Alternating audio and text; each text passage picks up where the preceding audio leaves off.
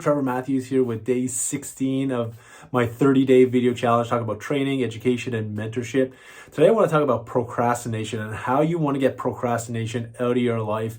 It's something I struggled with over many years, and over time, and it took a lot of time to really get it out of my vocabulary, get it out of my mindset. There are a few things that I still kind of procrastinate a little bit off, but I'm working on it. So it's still a work in progress. And one of the biggest things, I was always hard on myself about procrastinating on stuff. And that's where it really affects you and your mindset. And then it's a downward spiral from there. But I've been learning how to reduce the procrastination.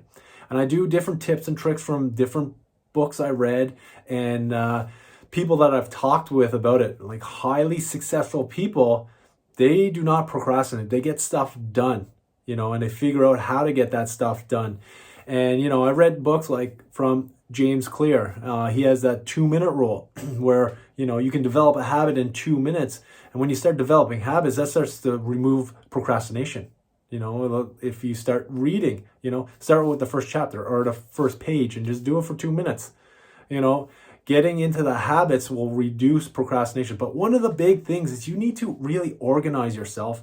Plan, set goals, set tasks, because that's where you really start to reduce procrastination. You could read a book, Caroline Buchanan, The 15-Minute Rule, getting procrastination out of your life.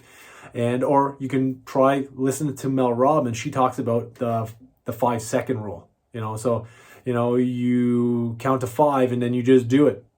And it's hard things. It's something that if you're doing it all the time and you're not, you jump on and watch Netflix, play video games, or go hang out with the friends, that could get in the way in the things you need to get done. But I really believe if you schedule yourself, you plan yourself, you organize yourself, it's going to get easier.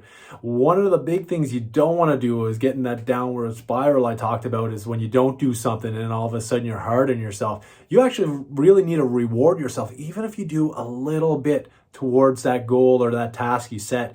Be like, well, I did 10 minutes of it. I know I needed to spend an hour on it, but I started. I got 10 minutes, and reward yourself by saying, listen, that's okay that I didn't get the hour. I got the 10 minutes, and so it's a start. Now push yourself a little bit more, motivate yourself a little bit more. And maybe this is from getting an accountability partner. I highly recommend that too. And you can help each other, talk to them about what's going on, what you need to get done, and just say it out loud. When you say it out loud more, I find that really works.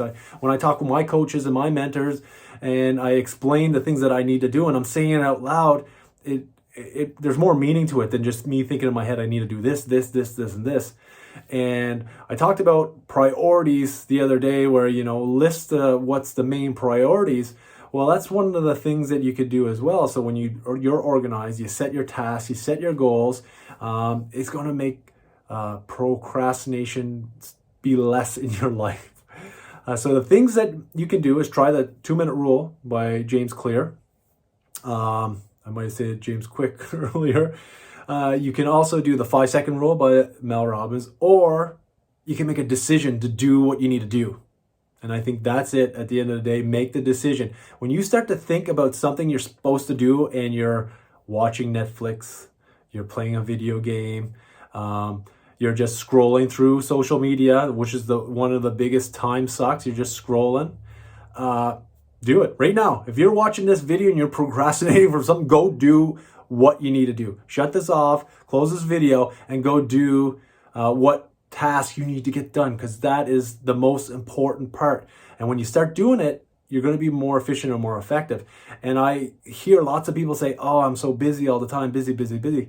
I feel like I'm getting more done when I'm scheduling, not procrastinating. I don't feel like I'm busy, even though I am doing lots of stuff. And people are like, how do you get all this stuff done, Trevor? Blah, blah, blah, blah. I'm like, I don't feel like I'm busy because I have it organized. I got my tasks set in place. I got my goals that I'm working towards, and I'm reducing that procrastination that used to be heavily in my life, and just thinking that I need to get this done for this reason, and this is why I'm doing it. And when I start thinking, I need to get that done, and I'm doing either something that's totally off topic that I don't need to be doing, check my schedule, get into my schedule. Okay, this is what I should be working at.